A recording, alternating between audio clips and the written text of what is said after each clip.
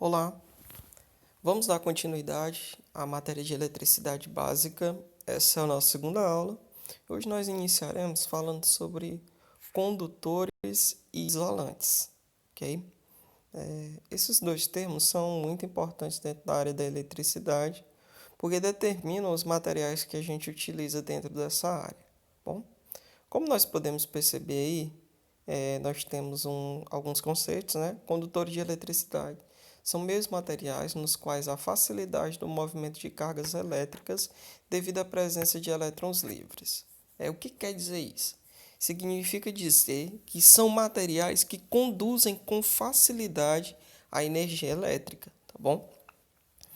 Levando em consideração um cabo, um fio, nós iremos perceber que dentro, depois daquela parte plástica ou de borracha, nós vamos ter um material metálico. Por que metálico? Porque os metais são bons condutores de energia. Normalmente, são feitos de cobre ou alumínio, assim como demonstra aí para a gente. Bom, então esse é o motivo desse tipo de materiais serem feitos de materiais metálicos, porque os metais são bons condutores de energia elétrica. Nós temos também outros tipos de materiais que também são bons condutores, tá bom? Depois dos condutores, nós temos os chamados materiais isolantes, tá bom? Os isolantes, como aqui está dizendo o conceito, são os meios materiais nos quais não há facilidade do movimento de cargas elétricas. Então, eu poderia dizer para vocês que são materiais que não conduzem eletricidade, ou então conduzem minimamente, tá bom? Só através de valores bem altos que eles podem conduzir. Esse tipo de material ele é utilizado para revestimento de materiais metálicos. Eles também são utilizados para fabricação de EPIs da área da eletricidade. Ok? Por quê? Porque nesse caso, eles não transmitem, digamos assim, a eletricidade, não conduzem. Aí, como exemplo desse tipo de materiais, nós temos vidro, borracha, madeira seca, poderia citar alguns polímeros também. Então, todos esses são maus condutores. Então, são maus condutores, são chamados isolantes. E outro tipo de material que nós chamamos ele de semicondutores. Eles não são nem condutores e nem isolantes, tá bom? Os semicondutores, eles têm algumas características bem legais e são eles que dão fabricação, né? Que são utilizados como matéria-prima para a fabricação de diversos tipos de componentes eletrônicos. Poderia citar aqui no caso o diodo, né? Que nós temos normalmente o diodo feito de silício e feito de germânio, que são materiais semicondutores. Eles são meio termo, não são nem bons condutores e nem isolantes.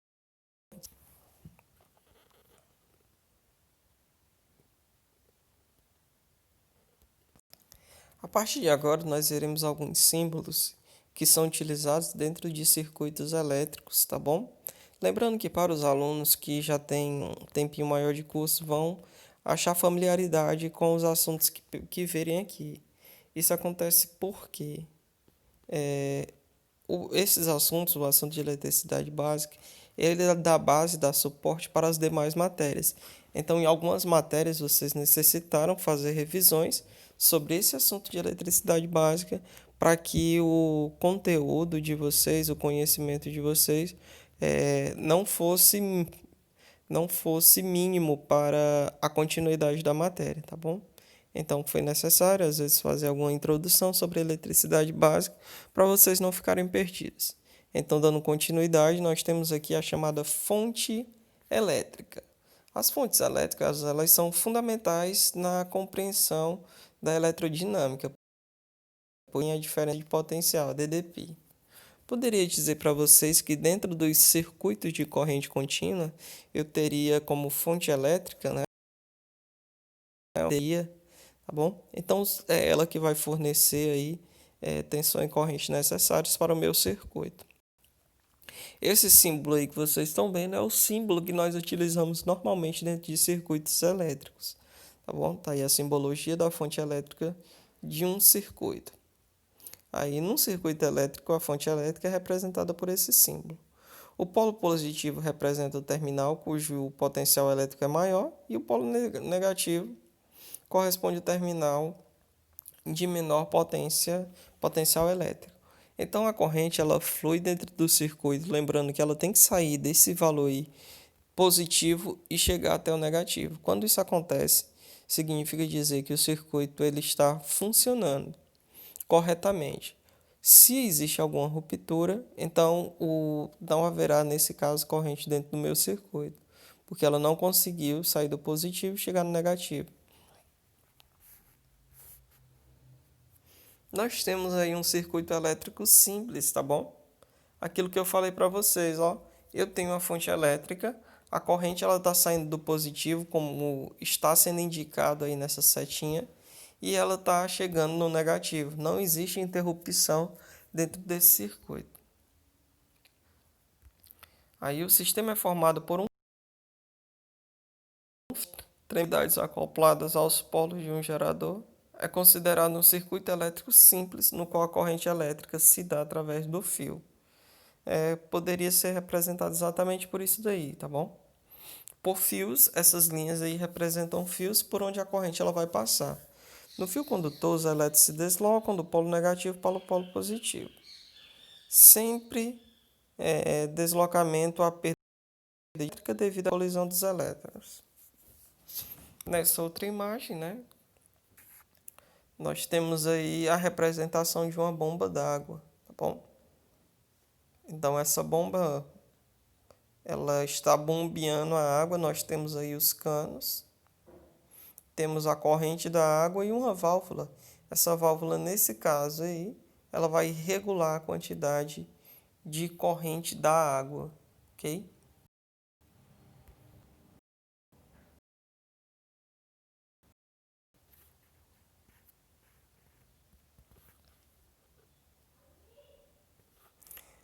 Nós temos aí também mais um circuito sendo representado.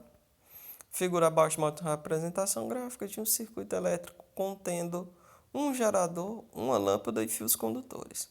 Então, o que está acontecendo aí? Nós temos uma lâmpada, uma fonte, né, de tensão, e daí sai uma corrente, a corrente vai percorrer a lâmpada até fechar o seu ciclo. Se eu tenho algum rompimento em qualquer parte desse meu circuito, nesse caso a lâmpada ela não funcionaria.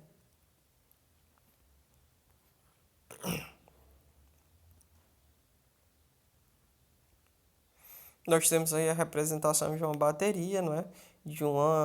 Com uma lâmpada ligada a uma pilha, uma lâmpada ligada a uma bateria e um motor. Todos esses aí são circuitos simples, tá bom? Nós temos aí as polaridades. PCB são circuitos de corrente contínua.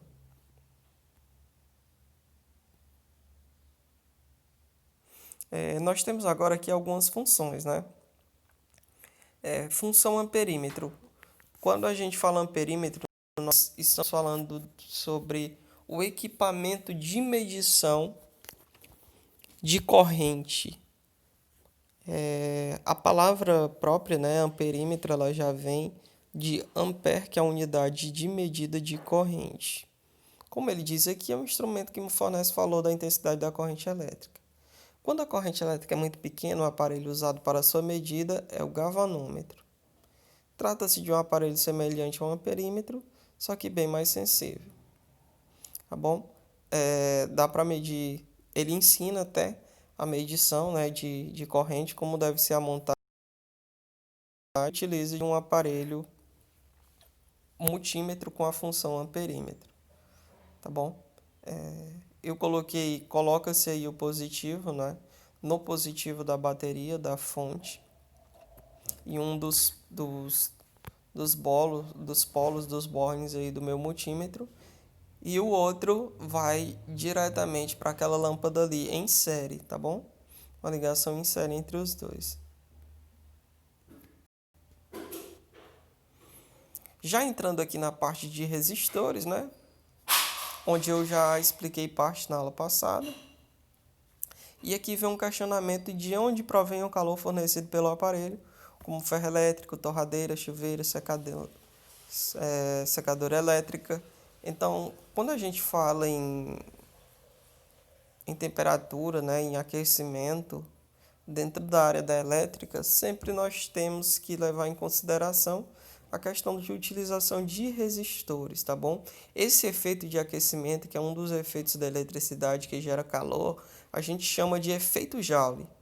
Ele decorre, né, da colisão de elétrons de corrente contra outras partículas do condutor, tá bom? E esse calor, gera uma temperatura. Durante a colisão, a transformação de energia elétrica em calor é integral. Condutores com essa característica são denominados resistores. Então, os resistores têm a capacidade ou característica do efeito Joule.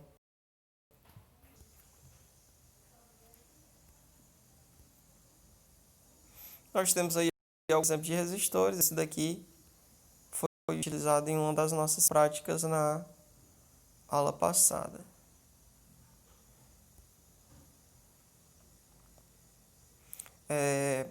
Aqui fala um pouco sobre a resistência elétrica. Para que vocês venham se familiarizar, esse daqui é o símbolo de resistência elétrica, tá bom? E a lei de Ohm ela já foi passada na última aula.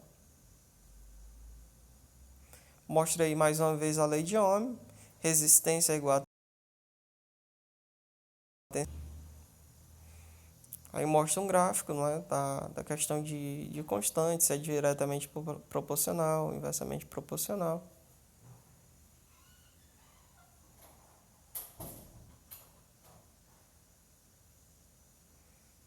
Nós temos aí também a potência elétrica, tá bom? Também está dentro da lei de Ohm, onde potência é igual a tensão multiplicada. Se eu tenho um aparelho de 1000 watts de potência e ele está submetido a uma tensão de 220 volts, como é que eu encontro a corrente nesse aparelho? A corrente nesse caso vai ser igual à potência, que é 1000, dividido por 220, que é a minha tensão, tá bom? Dividido 1000 para 220, nós iremos obter a corrente necessária, ou a corrente que circula no aparelho. Então ele fala aí, né? A quantidade de energia transformada por unidade de tempo é denominada potência elétrica. A unidade de medida de potência, pessoal, é o watts, tá bom? Watts é a mesma... watts é a transformação. Nós temos aí algumas fórmulas matemáticas também para potência, onde potência é igual a resistência vezes corrente ao quadrado, e potência também pode ser tensão ao quadrado dividido por resistência. Nós temos agora aqui a chamada associação de resistores, tá bom? O que seria essa associação de resistores? Seria eu englobar ou juntar todos os resistores em um só, para que assim eu possa ter a chamada resistência equivalente. No circuito em série, nós temos algumas características importantes para os resistores, tá bom? Primeira característica do circuito em série. O circuito em série, nós temos que a tensão ela se divide, tá bom? Tensão se divide no circuito em série. Já a corrente no circuito em série, a corrente é a mesma. Tensão se divide, corrente é a mesma. Terceira característica no circuito em série é que os resistores ou as resistências, elas são dependentes. Uma depende da outra. Se um queimar, se tornar um circuito aberto, as demais não funcionam. Um exemplo poderiam ser os LEDs de uma TV.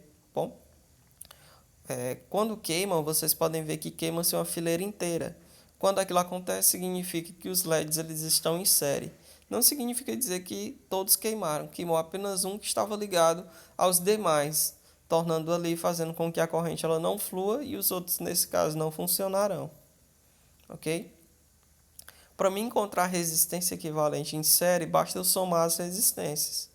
Nesse caso aí, se eu tenho 3 resistências, eu vou somar R1 mais R2 mais R3. Bom, e assim eu encontro o valor da resistência em série. Em cima de cada resistência, eu também posso ter um valor de tensão, onde a soma de todas as tensões vai dar igual a tensão da fonte.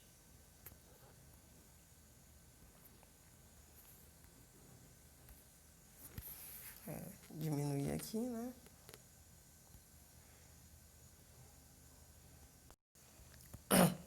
Continuando, nós temos aí, né, o cálculo da resistência equivalente, foi aquilo que eu falei para vocês. Resistência equivalente de um circuito em série. A introdução da resistência equivalente de um circuito não modifica o valor da corrente elétrica. Então, nós temos aí que U é igual a R vezes I. E se eu somar todas as tensões, a tensão 1, a tensão 2 e a tensão 3, que são as tensões em cima de cada resistência, ela será igual à tensão da minha fonte, tá bom?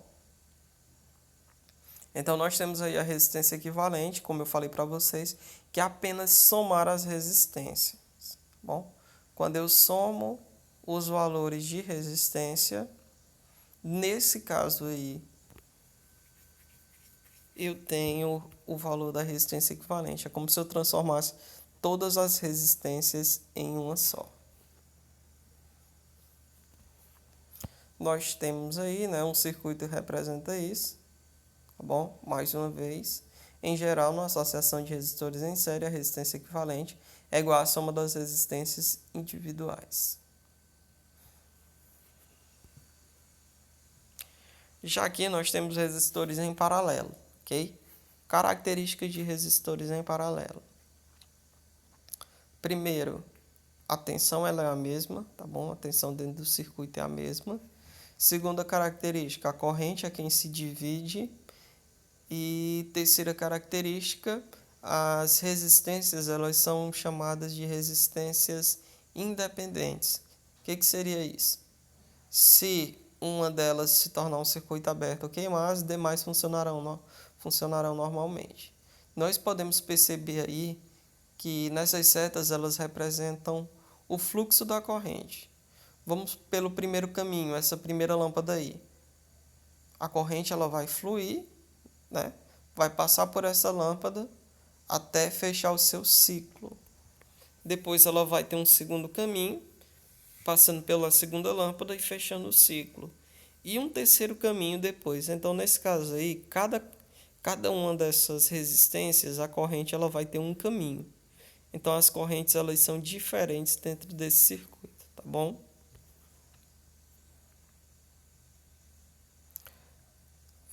Nós temos aí, né, DDP entre os terminais C e D. Então, essas correntes elas são diferentes, porém a tensão nesse caso ela é a mesma dentro do circuito. Nós temos aí uma representação também de um circuito em paralelo, ok? E vou já mostrar para vocês, né, a fórmula matemática para encontrar os valores de resistência equivalente, bom? Aí ele ensina como encontrar os valores de corrente de cada linha dessa daí, tá bom? O que eu faço? Para me encontrar a corrente 1, basta eu dividir a tensão 1, ou a tensão total, não é? Porque ele está em paralelo, dividido pela resistência 1. Corrente 2, tensão 2 por resistência 2, a tensão total, porque a tensão vai ser a mesma. E tensão dividido por resistência 3. Aqui nós temos as fórmulas matemáticas para encontrar a resistência equivalente. Diz aqui que, portanto, para encontrar a resistência equivalente, 1 sobre resistência equivalente é igual a 1 sobre R1, mais 1 sobre R2, mais 1 sobre R3. Bom, isso quando eu tenho várias resistências ao mesmo tempo. A segunda fórmula matemática que eu utilizaria para encontrar a resistência equivalente em paralelo seria a seguinte. Eu multiplicaria, no caso, se eu tenho duas resistências, R1 vezes R2, dividido por R1 mais R2, tá bom? Essa é uma fórmula matemática bem utilizada, que vale para duas resistências. Professor, se eu tiver três resistências, eu posso fazer isso, R1 vezes R2, dividido por R1 mais R2, e esse resultado eu faço a mesma coisa com o terceiro. O resultado vezes o terceiro, o resultado dividido pelo resultado mais o terceiro. Que está sendo representado aqui, ó. Bom, R1 vezes R2 dividido por R1 mais R2, mas ele fala para dois resistores de resistência R1 e R2 associados em paralelo. Só posso fazer isso daqui para dois. Se eu tiver três, eu tenho que fazer nos dois e o resultado é o terceiro.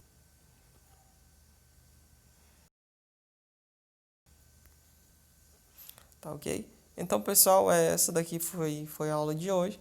Lembrando que a terceira aula foi uma aula prática, tá bom, com os alunos. Eu vou colocar aqui como terceira aula resolução de questões de eletricidade básica. Então, valeu, até mais.